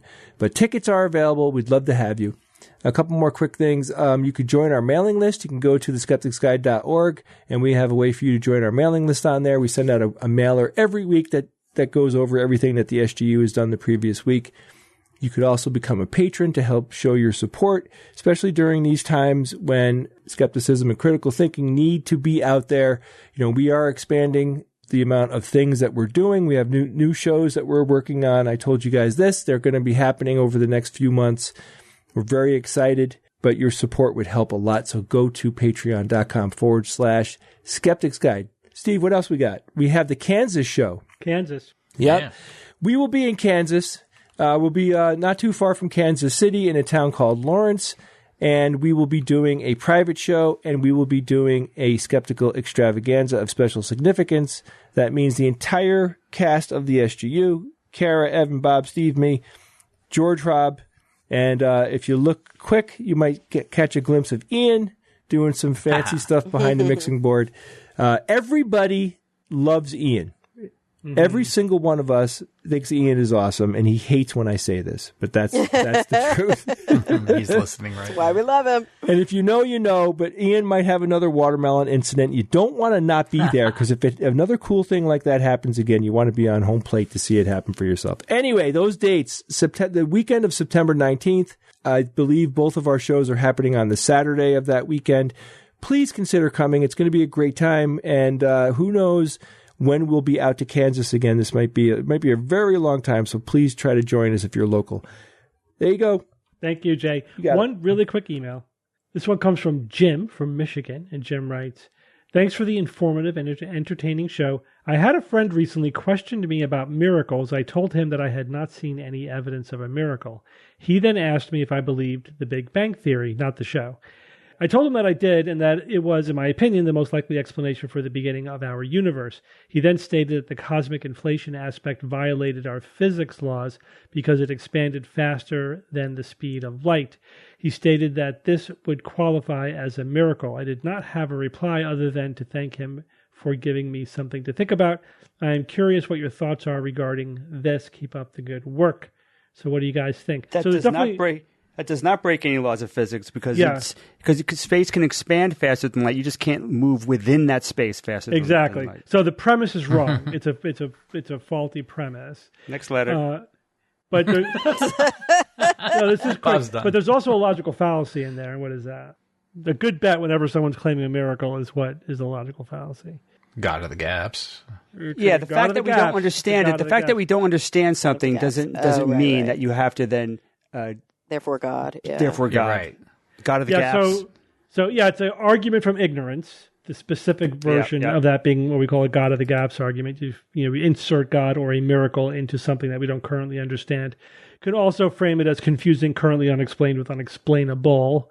Like there's no possible way to explain it. Therefore, it's magic. But so the premise is wrong, but even if it were correct, even if we didn't currently understand it, that just means that we don't have a complete set of laws of physics for the universe yet, which we don't, right? Our laws are at present incomplete, and things like the Big Bang are where those laws break down, right? We don't have a quantum gravity law in physics, for example. We do not yet have a theory of everything. So it's also like saying, well, black holes couldn't exist, therefore that there are miracles. It's like, no, that's pointing in the direction of we need more complete physics in order to describe what happens in weird situations like black holes and the Big Bang. But in this case, he's not even up to bat because, as Bob said, the universe can expand faster than the speed of light. That's not the same thing as traveling faster than the speed of light within the universe. So he got his premise wrong too. Double failure. Okay, guys, let's go on with our interview.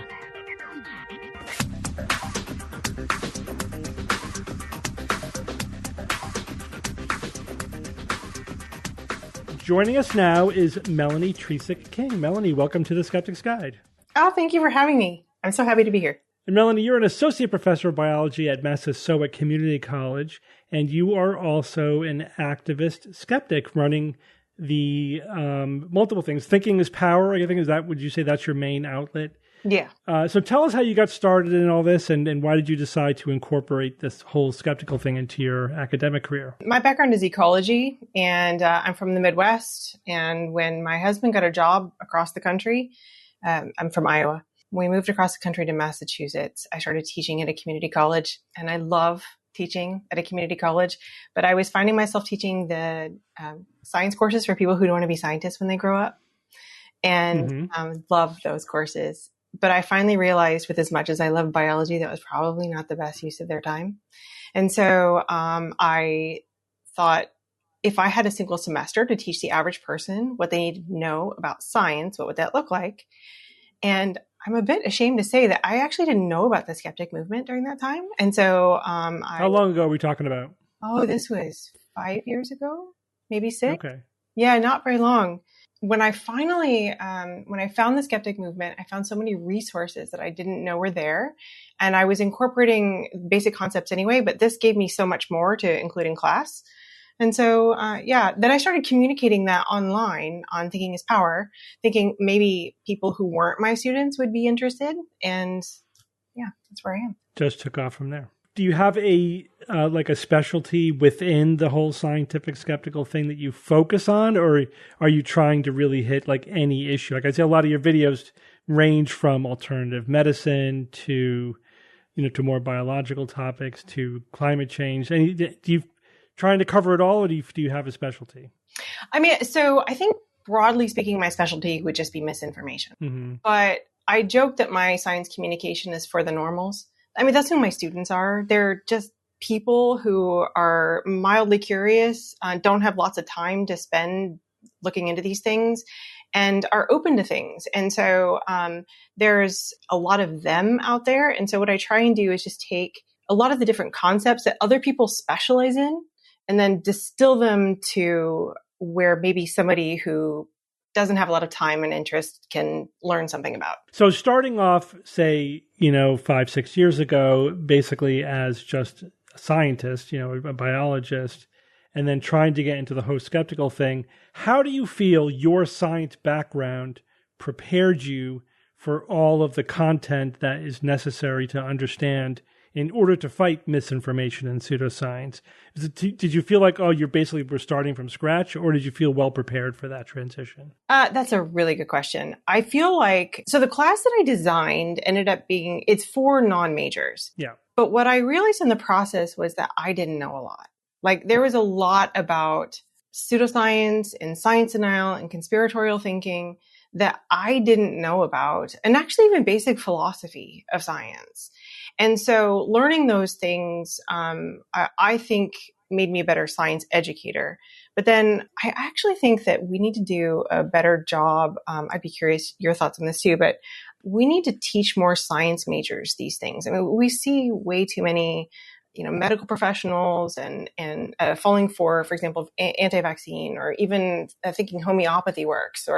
And so I think we could do a better job teaching our future scientists. Me personally, I feel like my science background prepared me for a little niche within science, but not necessarily to help understand the misinformation in the science space. Yeah, I mean, I think that's, my experience as well. All the critical thinking, media savvy, science versus pseudoscience, logical fallacies, all of that stuff. I was not taught that in school, as part of my education, either undergraduate or medical school or whatever, at any time during that extensive education, right? That was all just completely separate from formal education. That information's out there, and I think you had a lot easier time in 2020 than we had in 1990 or 1995 because Internet. Yeah, there's the amount of resources that are out there now are massive. But you're right, it's very hit or miss. What I find, like with my own residents, fellow students, or whatever, is that they could be all over the map. Some of them, I think it's just all like what mentors you happen to come across, in your training. Some of them are very well equipped, to deal with misinformation and pseudoscience. Others have absolutely no idea. Not only pseudoscience, but even pathological science within mainstream science, which, these are two sides of the same coin. Right. So you're right. There's no systematic way of teaching it, which we absolutely need. Yeah, I did have something that you did not have for sure, which is your book. Honestly, your book was so helpful in my process. Yeah. So thank you for writing that. Well, that was why we wrote it. We basically got to put all this in one space. Yeah. I mean, and we had, predecessors too. We obviously read The Demon Haunted World, Why People Believe Weird Things. There were books along the way. And so I think we like talking with younger skeptical activists because it does provide a lot of continuity, like generational continuity. We've got to keep this movement going, right? We're not going to be here forever. And so even though a lot of it is, feels like reinventing the wheel, it's important, I think, for each generation to have new voices. Yes, we're debunking the same shit. We've been doing it for 200 years. I mean, it's amazing. When sometimes I do a deep dive on a topic, like I remember I was looking at magnet, devices, like fraudulent, snake oil magnet devices. And I found a reference to a book that was written in 1850 systematically debunking snake oil magnetic healing devices. All the same shit we're dealing with today. It's like, wow, they did this 200 years ago. And it was amazing. It's like, it's all just, so we're just passing it forward. You know what I mean?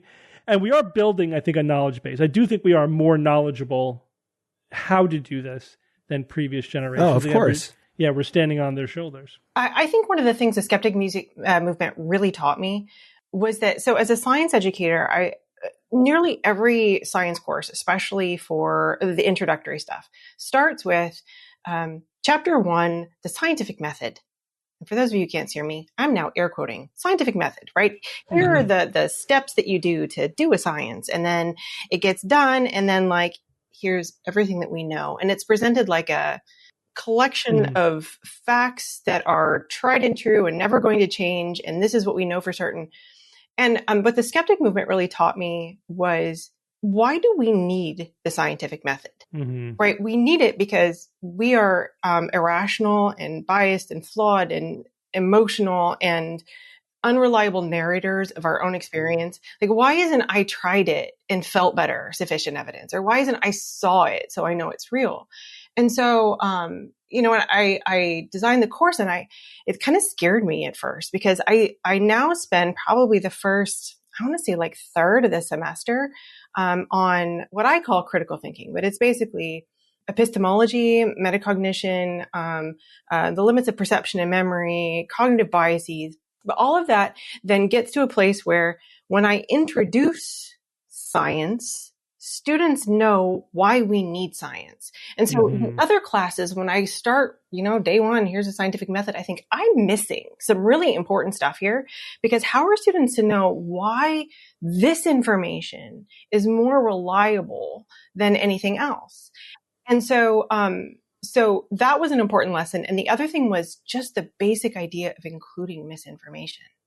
A lot of science classes don't include them. So how are students to know the difference between reliable and unreliable information if you don't bring that into the classroom and help them grapple with it, help them understand the differences? Absolutely. And I still think there's a bit of a stigma within academia about, touching upon fringe topics or talking about pseudoscience, or bringing, as you say, you got to bring it into the classroom. They just feel uncomfortable with it. I still get that a lot. Or at best, it's like, well, I'm glad you're doing it. Do you get that a lot? Do you get good thing I don't have to worry about it now because you're taking care of it, Because which is unfortunate. It's like, no, we should be embracing this with both hands. This is the most important thing that we need to do, is teach people how to tell the difference between what's real and what's not real. That is what science is all about. So why do you not want to do that? When I start the semester, day one, I start by fooling students. I do the James Randi made it famous, but it came from Bertram for the fake personality or astrology reading. Astrology. Yeah. Classic. So it's great. They fall for it hook, line, and sinker. Right. And it turns out I'm a decent liar, but it's for a good cause. Right. So I tell students like this giant, backstory. I have a friend who's a great astrologer, and I'm not going to tell you who she is, but, and I get some basic information from them. I, make them think I'm really deep diving into their personality. The next class, I give them their readings. How accurate is she? And I've been doing this for a long time, and about 4.3 to 4.5 out of 5, which is about what 4 are found. So now get with somebody around you and talk about reading, and why do you think it's reliable? Or why do you think she was able to know this? And sometimes it takes them like 10 minutes before they realize they all got the same reading, because they're cherry picking. Like, this worked for me. Yeah. They're denying that. It's a game though. It's a joke. Like it's a low stakes environment where I'm able to, okay, yes, I lied to you. Am I sorry? Not really. Will I do it again? I might, right? So I want you to be skeptical. I don't want you to just trust what I'm saying. But the real lesson is, I could tell you I could fool you. And you'd be like, oh, sure. I'm writing a book on misinformation right now. And every time I talk to somebody about misinformation, they're like, oh, that's fascinating. Oh, can you believe what people fall for? Oh my God, people are so stupid. And it's like, how long until I get to the misinformation that they believe, right? Because we all have something. So with the students, it's like, if I told you I could fool you, you wouldn't believe me. So I fool you to prove to you I can fool you. Now, if you don't want to be fooled, have the humility to recognize that. And now we need to practice our skepticism. And here's how we do that. Mm-hmm. Yeah, I mean, that's, that is a tried and true method within skeptical seminars, lecture. I do it all the time.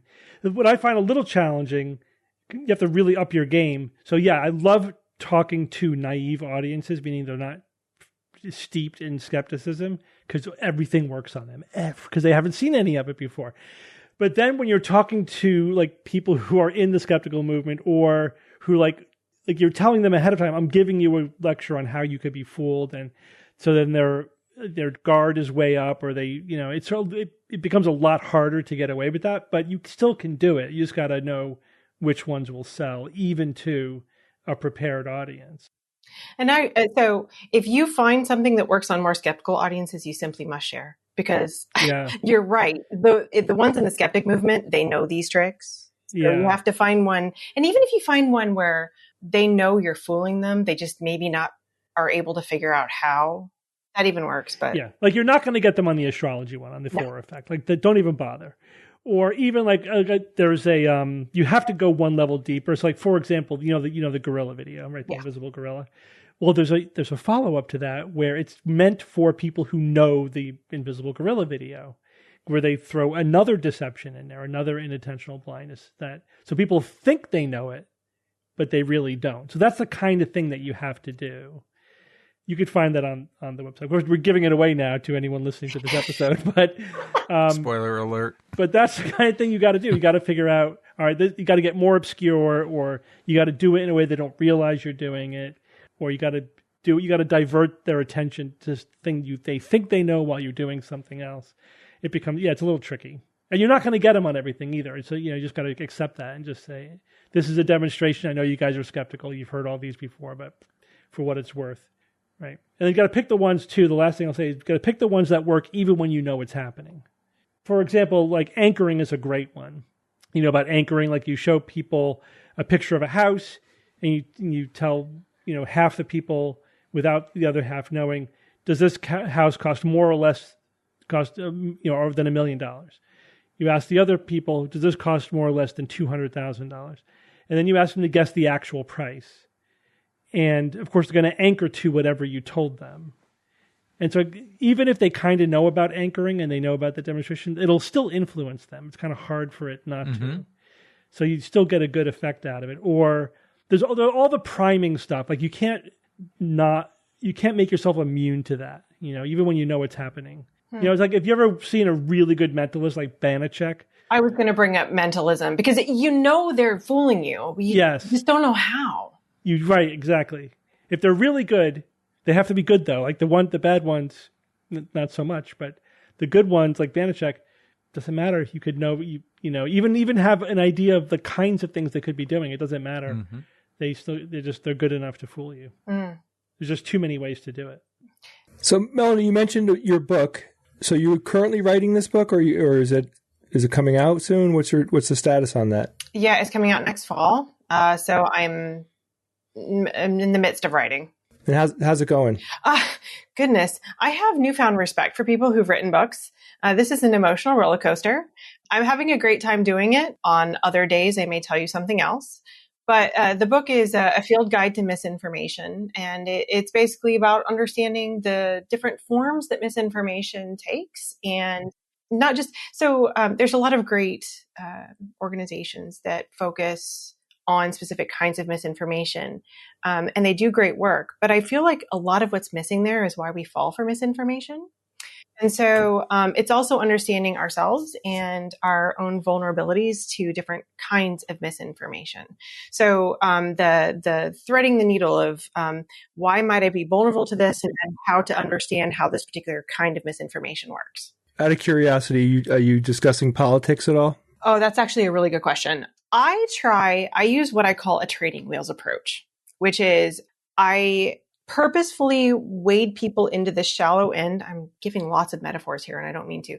I teach people how to think and how misinformation works using examples that aren't emotionally or identity triggering so that they learn the skills and then hopefully graduate to something else. That's why I start with like the astrology reading. And then I go into like witchcraft and psychics. And I work my way to like evolution denial or climate change denial or vaccines, but I don't start there. So with the book, I'm trying really hard to spend most of my time on examples that would not trigger the vast majority of people.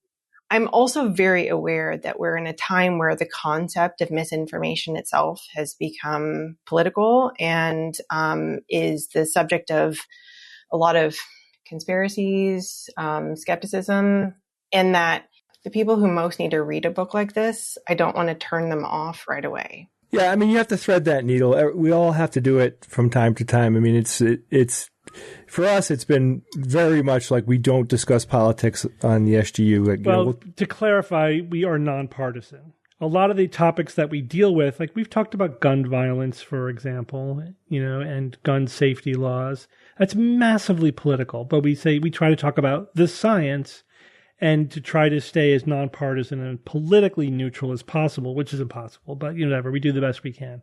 So at least let's talk about the science. Then there are topics where you could tell me what you think about this. It's just unavoidable. It's so unavoidable that even within the skeptical community, everyone has taken political corners, which is incredible. Like the whole trans issue. Everyone has taken to their political corner on that issue. And we're not supposed to do that. Like we're the one movement who's not supposed to do that. And yet here we are.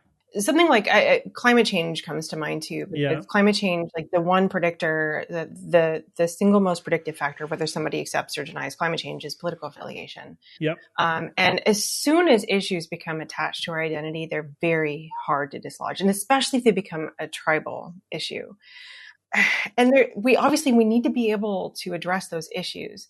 But something else with addressing those issues is that, like somebody who denies climate change or denies evolution, or going in with the facts on those issues or going in with the science is not going to convince somebody, because that's not how they got there. It's not a knowledge deficit problem. Right. And so helping them understand their own thinking, why they may have gotten there without following the science. It certainly feels like we did, right? None of us think, oh, I'm denying science or I'm falling for pseudoscience. Yeah, so it's a dicey issue. I joke that with my class, it's way easier. My students are captive for a semester. They want a grade, and so they have to stick with me for 4 months as I walk them through and then finally get them to the deep end and we can take off the training wheels. Online and in real world, it's much harder than that. And it requires somebody to take a deep dive into their own thinking and really be willing to be skeptical, not of what they've heard, but of their own thinking processes. And so and you have you're mainly on YouTube, you're putting out your series of videos. I mean, you have to do all the social media these days. You can't just do one. As far as social media channels, my biggest platform is Facebook. I try on Instagram. I don't understand Instagram. I am on TikTok, and I'm trying on YouTube. Mm-hmm. Stick with it. It is funny how they all have their own sort of personality, and they skew to different demographics, and they're different little subcultures. They all have their own little online subculture. Again, we try to do everything, but like currently we're doing a lot of TikTok. It's very frustrating because the culture on TikTok is so anti-intellectual. It's overwhelming. It's really overwhelming. I've watched your videos on TikTok, if that makes you feel better. Thank you. No, I mean, we're there. Obviously, we think we're getting something done, but man, it's rough some weeks. Facebook is great. It's just old. I mean, it's just for old people, which is fine. But you can't just, you can't just do Facebook because you're going to be missing a whole generation. Like once their parents got on Facebook, the kids all got off Facebook, basically. Well, there are at least a lot of people on Facebook. Yeah. Yeah, so we do everything as well, but you just got to figure out whatever works for you. It's all an experiment. There's no formula. And I have heard, for what it's worth, that the largest podcasting platform is actually YouTube. So Melanie, tell us where is the best place that our listeners can find you. So my major platform is Facebook. I'm also on Instagram and TikTok and YouTube. All of those are at Thinking Powers. And I have a website, thinkingispower.com. Great. So if they go to Thinking is Power, they'll get to everything. Yes, everything. Awesome. Okay. Well, Melanie, thank you so much for joining us today. Thank you for having me. I really appreciate it. Thank you, Melanie. It's time for Science or Fiction.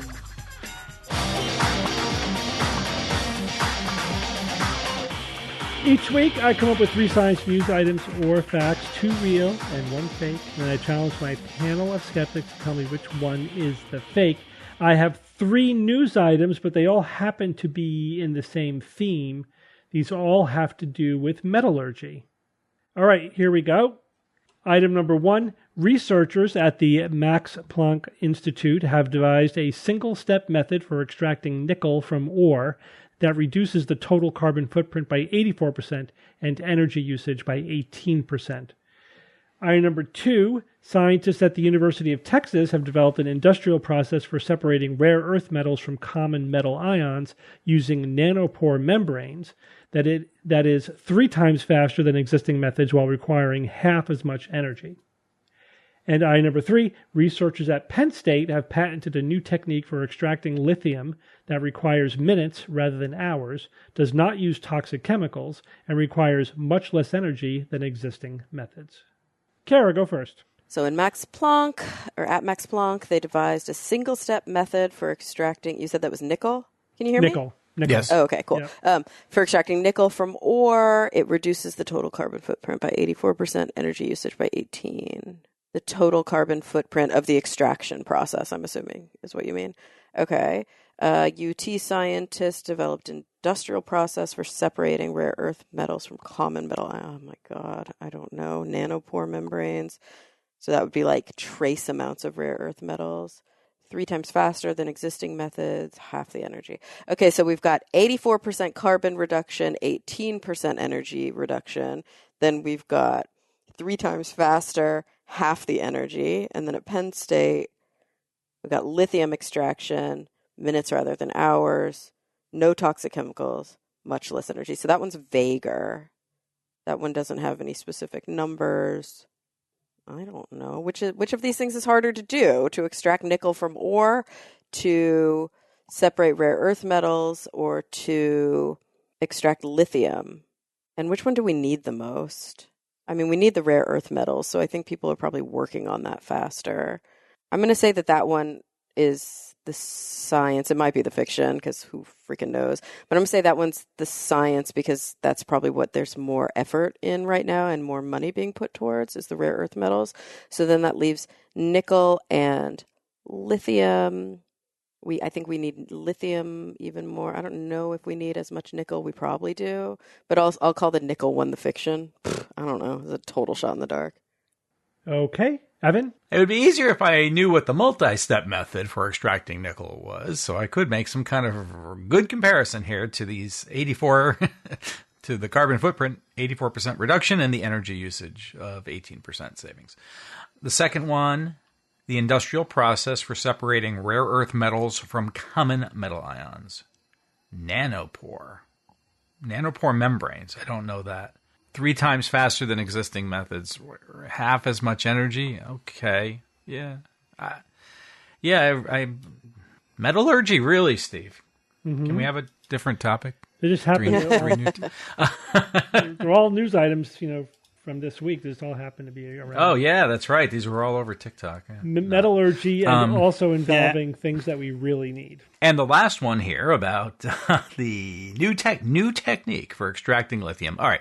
Whenever I see something like new technique for something, that leans me towards the science section, because, you could have the technique down, doesn't mean you're going to necessarily have the immediate results. It's more like a proof of concept kind of things, and I think those things turn out to be more science rather than fiction. So therefore, tell you what, Kara, I'm going to join you. I'm going to say nickel. Wow. Extracting nickel is the fiction, and I don't know why. Same. Okay, Jay. I think it's the last one here. Researchers at Penn State have patented a new technique for extracting lithium they could do it in minutes rather than hours. Oh, that's right. The researchers were from some other university, right? Yeah, I think that one is the fake. Which one? The Penn State one. Okay. All right, and Bob. Yeah, I mean, I don't know enough about any of these technologies to have any big red flags. The main thing that stuck out to me is the lithium one, the third one, and my attitude is it's probably too good to be true, or because it'd be great for batteries. So I'll say that one's fiction. I'll join with Jay. So you all agree on the second one. So you have a chance to sweep us right now, Steve. We'll start there. We'll see. Scientists at the University of Texas have developed an industrial process for separating rare earth metals from common metal ions using nanopore membranes that is 3 times faster than existing methods while requiring half as much energy. You guys all think this one is science, and this one is the fiction. Oh, wow. I did Good job. You. Just like that, people. Just like that. Yep. But this is based on a real news item. That does have to do with rare earth metals and nanopore membranes, but it's not an industrial process. This is just a laboratory proof of concept. So there's no data on how much faster, how much energy, nothing, because they didn't do it on any scale. It was just like the basic science of trying to figure out how to make pores that will be selective in terms of which kinds of ions can pass through. So it's a good start. It might be the kind of thing where down the 5-10 years from now, you might have something. It was able to have greater affinity for rare earths versus potassium, magnesium, like calcium, those kind of ions. But also it was able to have differential preference for the lighter rare earths versus the middle rare earths, not the middle earths, and the heavy rare earths. So yeah, it has potential, but this is still a ways off. So yeah, the big problem with the rare earths, they're critical for tons of modern technology, electronics, for batteries, for lots of things, but they're very difficult to purify from ore, and they're also very difficult to reclaim from recycled electronics. They require a lot of toxic chemicals. They're very bad for the environment, and they're slow, right? So, in fact, it's the refining of the rare earths is really more the limiting factor in terms of supply than mining the ore, right? And we actually have rare earths in the U.S., not as much as in other parts of the world, like China. It's a minor point.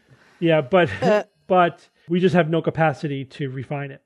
That China has most of the world's ability to refine rare earths. So being able to come up with a process that's more environmentally friendly and that is, more, of course, efficient would be fantastic.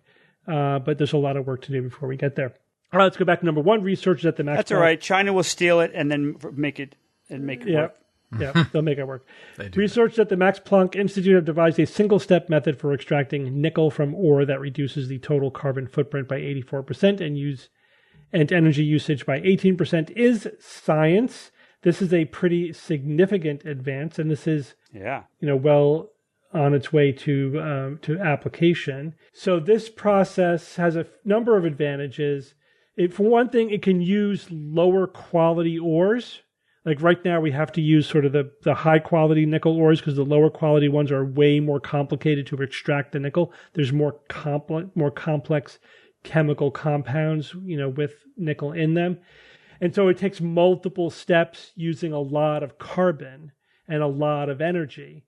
In fact, if we make batteries, batteries and EVs have a lot of nickel in them, arguably, we're not actually reducing the carbon by much. We're just shifting it to the battery production, right? Because we're just shifting it to mainly the nickel production.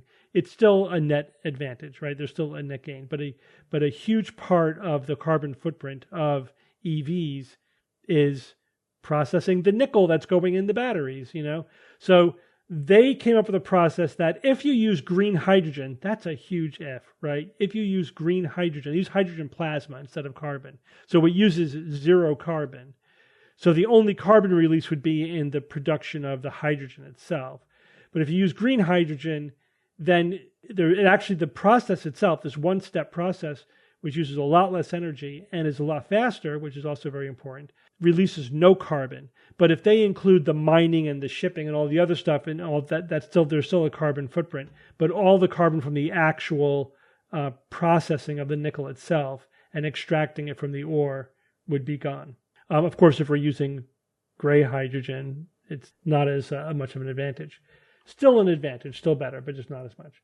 Is that like the difference between gray Hulk and red Hulk? Remember, gray hydrogen is like you make it from, you're stripping the hydrogen off of hydrocarbons. Ah, yes. Versus electrolyzing water versus pulling it out of the ground. There's like all different kinds of hydrogen depending on. Can we institute a laugh track for the jokes that I make that fail horribly? No. Just checking. Just copy that. Come on. Yeah. We've been playing without a safety net for 20 years now. We're about to start now. So demand for nickel is probably going to double by 2040, which is not that far off. Ooh, double. That double your nickel is a dime. Yeah. See, Bob? No laugh track. Yeah, it sucks, doesn't it? This means I tell you, I'm getting depressed. No, we're saying nickel so many times. I keep thinking of Joe Nickel every time you say it. Oh. All right. This means that researchers at Penn State have patented a new technique for extracting lithium that requires minutes rather than hours, does not use toxic chemicals, and requires much less energy than existing methods, is science. And this is also potentially huge because... Awesome. Yeah, right now the way they purify lithium is a couple of methods. They both suck. So one is you can... Well, they're both energy intensive. So if you can purify it from lithium-rich like brine... But that requires evaporating it, which means pouring a ton of energy into heating it up for hours in order to evaporate it off. And then you get left with sort of the lithium cake, and then you have to purify the lithium further from there. Yeah. The other thing you could do is if you get like the lithium ore, is you have to bake it at high temperature with sulfuric acid. Like you're baking it in sulfuric acid, and then you leach it with water. It's a multiple step process. Then you have to add a basic chemical, sodium hydroxide, and then to neutralize it, and then you have to heat it again, and it's a multi-step process, uses a lot of energy. They figured out a way, and what they did was they modeled it, and then they tested it, is they found that if you combine it first with sodium hydroxide, then you can go from that compound with a single step at a low temperature to a purified lithium, without having to go through an acidic phase and then neutralizing the acid and all that. So it's the whole process is an order of magnitude faster, does not use any toxic chemicals, uses a lot less energy. So this is obviously critical. The demand for lithium is going to increase even more than demand for nickel. But we keep finding more and more of it. Again, the limiting factor is the processing of the lithium. It's not necessarily like the source the deposits, of it. Yeah, it's not the lithium deposits. It's turning it into battery grade lithium. It's got to be relatively pure. We have millions of metric tons of lithium deposits in the U.S. We just cannot process it fast enough to meet our needs. So we get 97% of our lithium comes from Chile and Argentina, even though we have lots of lithium in the U.S. So yeah, we need to develop these techniques, and get them at an industrial scale so that we can be more independent, but also just increase the world's supply, it helps everything, right? Helps everybody, yeah. We need multiple times the amount of lithium. We need twice as much nickel. We need multiple times the rare earths. We're having the same problem with copper. We don't have enough copper right now. If you calculate like how much copper we need to get to our climate goals by 2050, we don't have enough. We have like a third of the copper that we need. So we would have to like triple the world's production of copper, which again, the limiting factor is not the mining of copper. It's more the refining of it. Okay.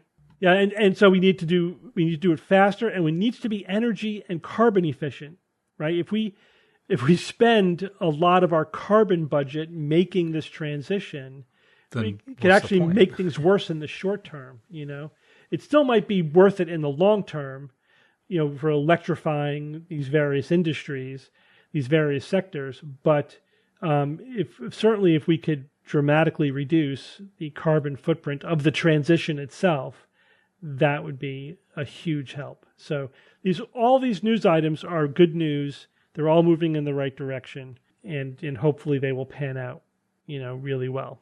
So good news, everyone. That's great. It's actually quite a positive. Yeah, even though I science or fiction. I did sweep you. Okay, Evan, give us a quote. It is truth that I seek, and truth never yet hurt any man. What does hurt is persistence in error and ignorance. Written by my favorite emperor, and should be yours, Marcus Aurelius. Yep, he was a cool dude. The sixth book of Meditations. He was a real skeptical philosopher. Absolutely. 2,000 years ago. It's amazing. Yes. Yep. And was and a leader. And a real leader of government.